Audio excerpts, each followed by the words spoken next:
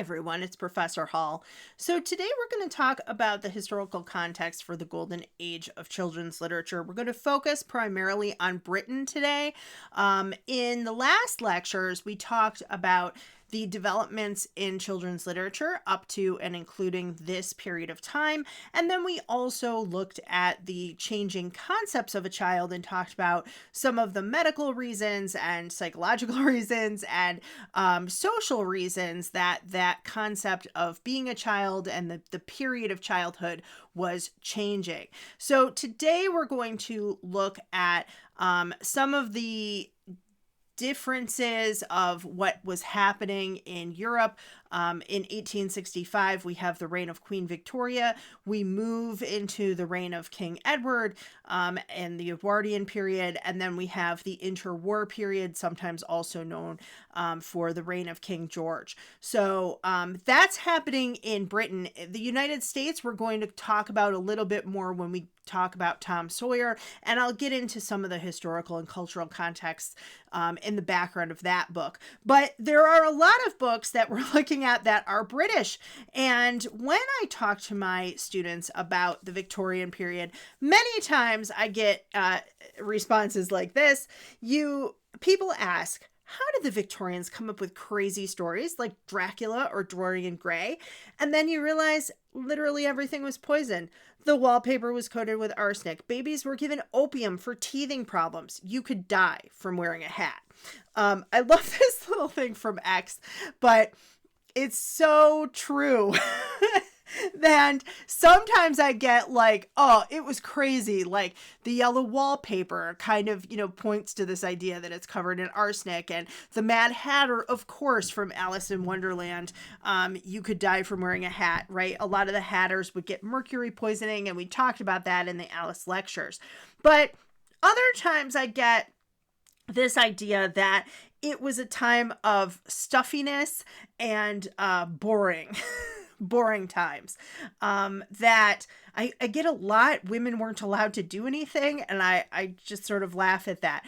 We'll talk about the suffragette movement a little bit, but women were employed as, cooks and maids and nursemaids and not in Peter Pan because we have a dog, but doing a lot of different jobs, working as governesses, working as teachers, working as nurses, right? All of those things. There were limited opportunities, but certainly it's a far cry from nothing. I guess I'll put it that way. And when I ask about the Edwardian time period, I get a lot of just blank stares. Sometimes people have seen Anne of Green Gables and kind of realize that it's set during that time, or they've read it and they sort of have this idea, but for the most part, it's not a term a lot of people, at least in the United States, it's not a term a lot of people have heard, unless I will say this, sometimes if someone is very into fashion, then they know exactly the differences between Victorian and Edwardian dress.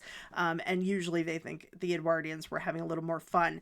But at any rate, we do start in our Victorian period. So Queen Victoria, born in 1819.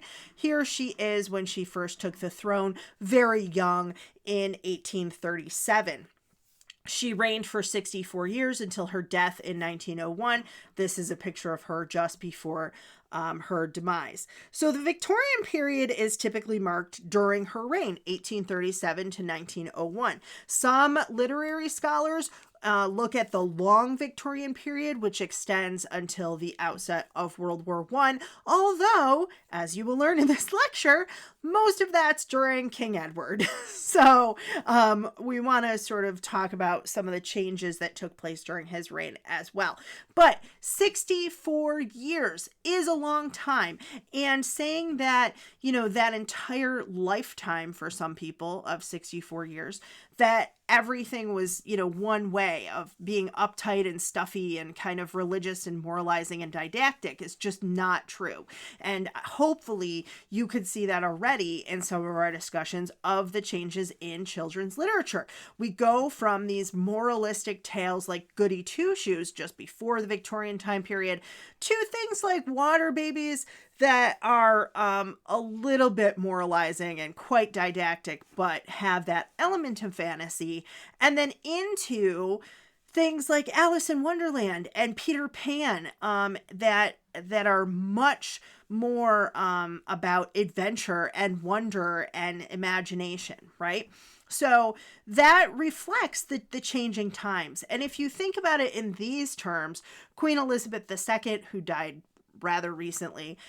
This was Queen Elizabeth in 1953 when she first took the throne, and this is London 1953. You'll notice, men going to work all dressed relatively the same, suit, hat, tie. I love the double-decker bus here. And this is at the end of her time, 2022. Here she is here. Much less formal than her predecessor, and just looking like your little granny who's about to knit you some socks, right? She's got a sweater on and a skirt, and this is London, that same piece of London. You can see the dome there in the background. People on their phones and in jackets, and the billboards here taking up the whole sides of the building, right? So huge changes here, and really those are the type of revolutionary changes we're talking about during our golden age of children's literature, that we're moving from the very middle of the Victorian period through the middle of the Roaring 20s, if that sort of helps you think about it. And I like how I put this. So, like, a lot of things happened. Queen Victoria took the throne at 18. London's population was 1.5 million. By the end of her reign, that had increased to 6.6 million. Huge changes there, right? Huge. And during this time, what do we see? We see an end to slavery in the British Empire, though it'll take, quite a bit longer in the United States. The Crimean War, the colonization of India, Darwin's theories of evolution. The London Underground Railroad refers to an actual railroad. We don't want to confuse that with the Underground Railroad that was in the United States. And a lot of people talk about how women did not have the right to vote because, as you'll see here, the Women's Franchise League was founded in 1889. It took them almost 30 years from that point to get the vote in 1918. Women were not the only ones who were denied voting privileges. It took until 1867 before tax-paying urban workers were allowed to vote, and nearly 20 years after that before male agricultural workers were allowed to vote. So people who were working for the landed gentry would have the voting rights, and their servants, people working their land, did not. And we will talk about how this sort of led to a great labor movement in just a little bit. The telephone, electric lights in London in public places, compulsory education for children under 10. I just mentioned Water Babies, and we have that book featuring a chimney sweep, right? He is actively working and kind of has to go through a type of death in order to find happiness. Spoiler alerts for those of you who haven't read it yet. Sorry, but that is basically what happens. We also have other authors of this time period, Charles Dickens in particular, who are writing things for social justice purposes. Things like Oliver Twist, A Christmas Carol, really featuring characters, particularly children, who are in need of love and care and support from the adults around them. You think about Hans Christian Andersen and the Little Match Girl, again, another story in which a girl is selling matches and trying to keep warm and dreaming of a time where she had a family. So this compulsory education, again, coming out of these social movements, and also this idea that childhood was a time that should be preserved, right? In the midst of that, we have the Jack the Ripper murders. Also, bicycles got pneumatic tires in 1888, so that's good. The founding of the Women's League, as I said. So our time period picks up here in the midst of all of these other changes. And Technologically, tons of inventions. We have Morse code, photography. We talked about Lewis Carroll and how much he enjoyed the hobby of photography. Took hours and hours making, 3,000 photographs. Arthur Conan Doyle, another writer of this time period who wrote the Sherlock Holmes stories, was also interested in photography as well. Ice cream is invented. Jelly babies. I like that those are on here because we are talking about kids, right? So ice cream's invented about 10 years before our time period. Penny farthing bicycle, the typewriter, the phonograph, the first automobile, the Kodak camera, moving pictures, the wireless radio. All of these things are in sort of prototypical or the very first version of what they are, right? But they're setting things up for our Edwardian period to then take those inventions a step further, which are then sort of used the wrong way during World War One. So the Edwardian period then corresponds with the reign of King Edward, here in a glorious top hat, and here quite a bit later with his wife. The again, traditionally from 1901 to 1910, a very short reign. He waited quite a long time for his mother to conclude her reign. I'll put it that way. Culturally and socially, as I said, it's often including the years leading up to World War I and sometimes even up to 1926, which is interesting to me because that is where the golden age of children's literature sort of ends with the publication of Winnie the Pooh. But this reflects these lasting influence of Edwardian ideals and the shifts that are occurring in Britain before the modern period. Technically, though, this period is known as the interwar period and sort of also the Georgian era for the reign of King George V, who goes from 1910 to 1936. Great shifts in global power dynamics. So the Edwardian changes. Later, what happens is this: the Edwardian period becomes extremely romanticized. And part of the reason for that is that people who were then, young men, especially during World War I, which we'll look at in a moment, are looking back on their childhoods of 10 years before, with a lot of fondness. The days before World War I, which brought death and devastation on a level really that could not have even been imagined. And especially devastating when you think of the fact that they thought things couldn't get worse. And after a brief global recession, we also have World War II, almost like having one longer war with a recession in between, according to some scholars. But, the Edwardian period was not all all roses and loveliness either. As I said, there are great divides between the rich and the poor. There's this growing labor movement demanding better work conditions, demanding an end to child labor. We had compulsory education, but you would have noticed in 1880 that it was only for children under 10. So children above the age of 10 could go again right into the workforce. The Labor Party emerges from this growing trade union movement, and there is a lot of concern about that. Rightfully so, because if you see what happens in Russia, right, that led to a lot of turmoil and the Russian Revolution, obviously ending with communist rule for quite a long period of time. So there was a lot of upheaval and a lot of concern. We also have the women's movement, which was fighting for women's rights, but also a betterment of women's condition. In the United States, this comes out as prohibition because alcohol in particular was making women's lives difficult. Men would be sometimes abusive when they drank, and many businesses would sell men alcohol the day that they got their paycheck. So, giving them liquor sort of as a reward, but also as a way to keep a lot of the money that they were supposed to be taking home. And many women and children were sort of in dire straits as a result. I think that's something that gets left out of the conversation about prohibition. It wasn't just a push for an end to alcohol for religious reasons. There were real social reasons as well. But suffragettes were engaging in protests, hunger strikes.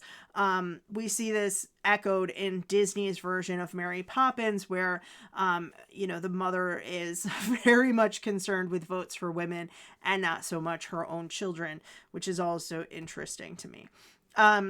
Technological advances. We had the first photograph, but now we have silent films. Peter Pan and Alice in Wonderland get very early treatments as silent films. Radio and wireless signals are now able to be translated long distances, particularly by Marconi, who transfers wireless signals across the Atlantic Ocean. 10 years later, again, this is going to be important for World War I. The Wright brothers have their first flight in 1903. Automobiles are invented in 1886, but it's not till the Edwardian time period where Henry Ford introduces the Model T, and by 1913, he introduced the moving assembly line. So we see this picture here where, yes, there are horses, there are people walking and taking a Sunday stroll. There are also cars trying to navigate the streets in addition to all of that, right? It looks like maybe the Sunday Easter parade, perhaps. And by the end of it, this will all be cars, right? And the horses get pushed by the wayside, except for romantic rides through like Central Park in the United States, at least. We also have the escalator, the vacuum cleaner, the air conditioner, the helicopter. And for our purposes, Nintendo Corporation is formed in the 1880s. The teddy bear comes out in 1902 and crayons in 1903. So imagine that you are a child during this period and you have never known ice cream, and now there's ice cream. And now there are bicycles, and now there are cars that go 20 miles an hour. And they are open air for the most part at first, right? You can see that in this picture. So 20 miles an hour is really hitting you in the face if you don't have a full windshield. Here's an example. My grandmother was born in the late 1880s. She died in 1987. She lived to be 98 years old. So 1889 to 1987. So she went from riding in a horse and buggy to the general store in their town and riding a horse to get her father medicine. She told me a story about that. Having actual jingle bells in the wintertime. To seeing Michael Jackson on TV doing the moonwalk, which she did not care for. I'm going to tell you that right now. She's also apparently, according to my mother, very worried when the first man walked on the moon in the 1960s. But yeah, you can think about how she would look back on her childhood and just think, oh, I just want a simpler time, right? And that is sort of what every generation contends with. Even today, things like Stranger Things are on television, looking back on the 1980s as if those were an idyllic time with, there are no phones, but there's also a lot of, problems with income disparities and drugs, things of that nature. Here we have a visual representation of this urbanization idea. So this is 1750, and I'll zoom in, and we go from 1750 to 1794. I couldn't find one of London, but this is Manchester and Salford. So this is 1750. This marks the river right here. You can see, Christ Church right there. Looks like a park here and things of that nature. Market Street Lane is marked there as well. So I've circled in green the part that was on the previous map. This is then 1794. You can see how that small area has expanded on both sides, but really here to the east. By 1850, this was the map that we just looked at. This was the first map, and this is how much it grew in that small span of time.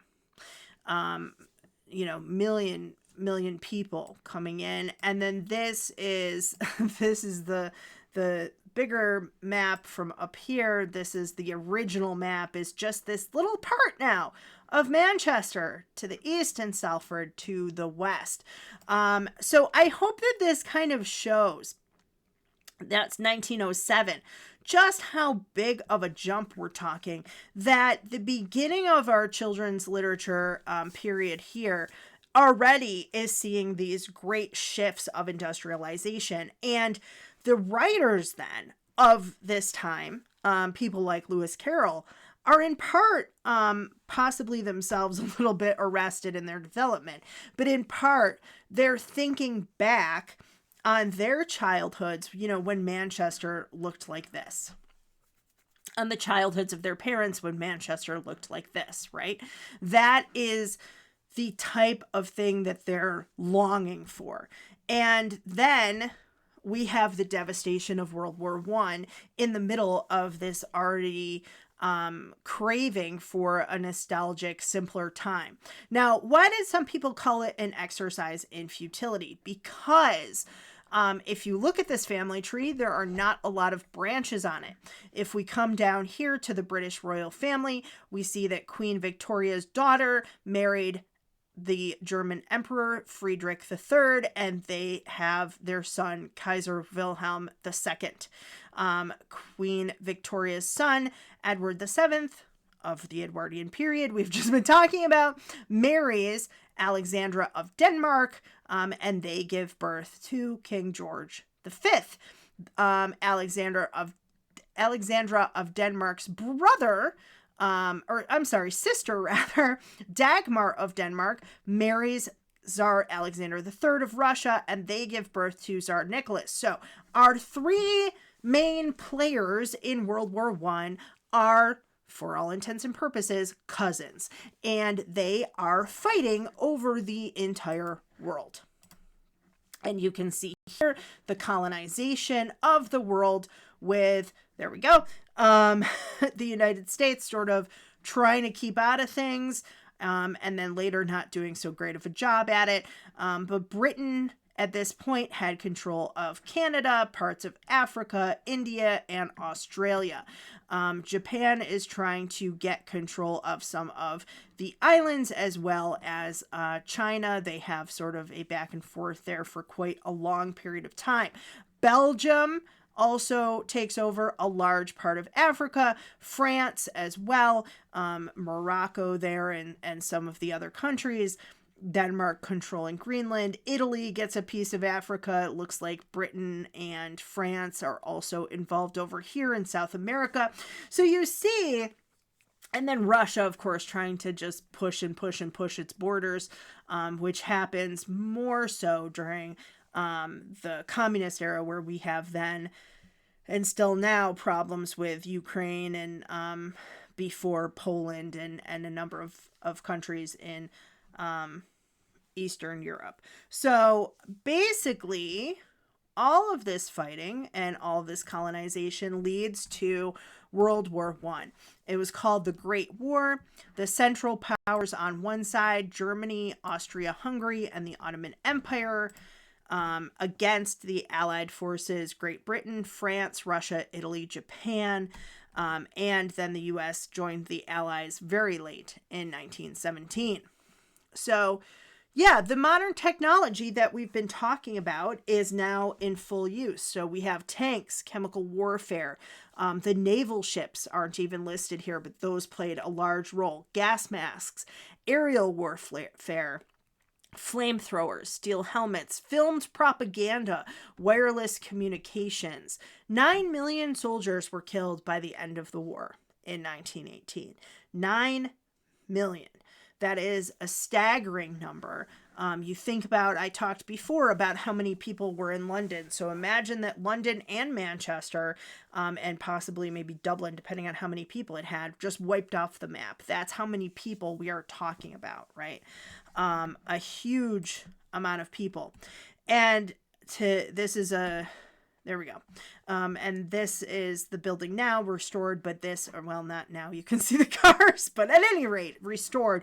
And this is what it looked like during World War I. This is the type of devastation I'm talking about. If you're from the US, I don't think we really have that great of a view on it because the fighting was not here on our soil, right? So I think pictures like this really help bring that to life. And then we come from that into the Roaring 20s. So we have World War I, soldiers suffering from shell shock and PTSD, some physical problems from the tear gas, the mustard gas, the chlorine, all of that. Automobile assembly lines are making cars available for really everyone. Films emerge and Hollywood expands. We have our first talkie really at the end of this period, 1927, The Jazz Singer, but some early technology around 1910.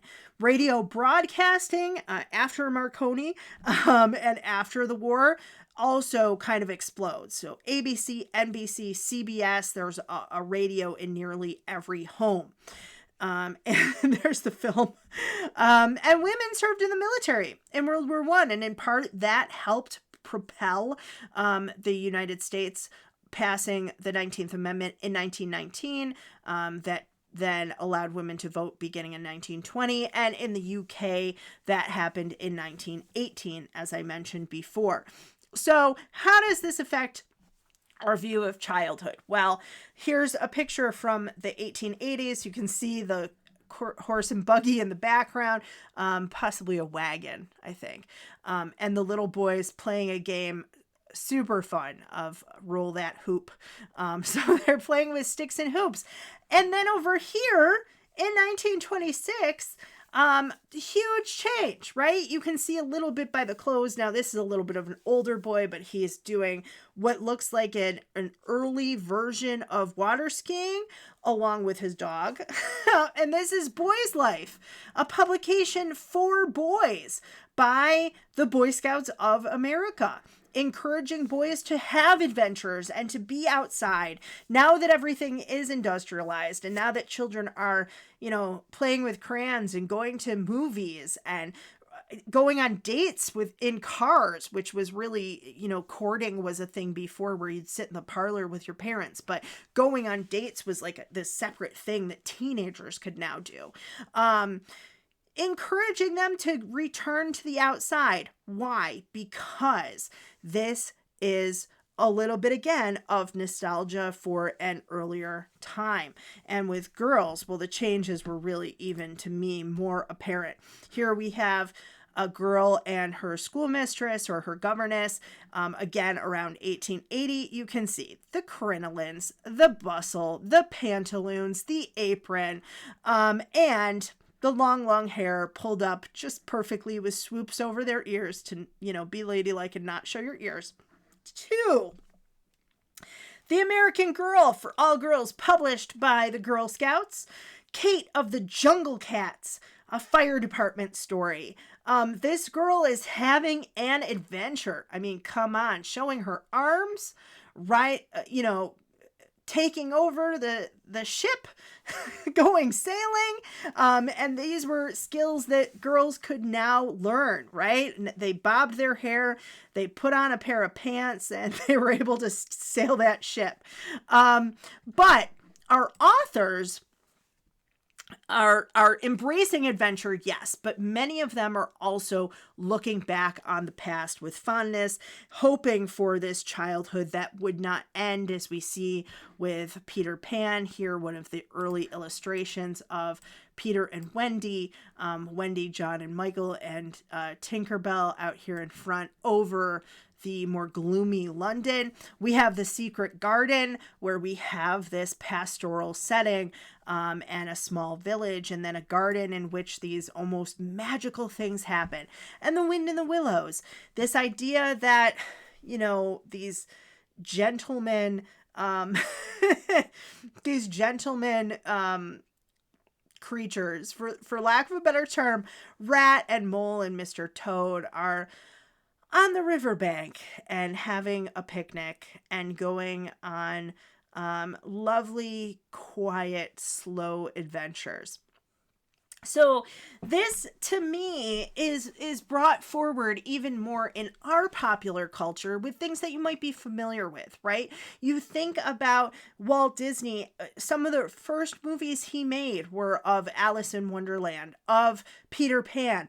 Why? Because those are stories that he grew up with, and he came of age during World War One. And so he's, again, like these writers, looking back on this time of like innocence, and even they're really pointing to pre-Victorian times in some ways, but romanticizing the Victorian era, romanticizing the Edwardian era, and longing for a simpler time.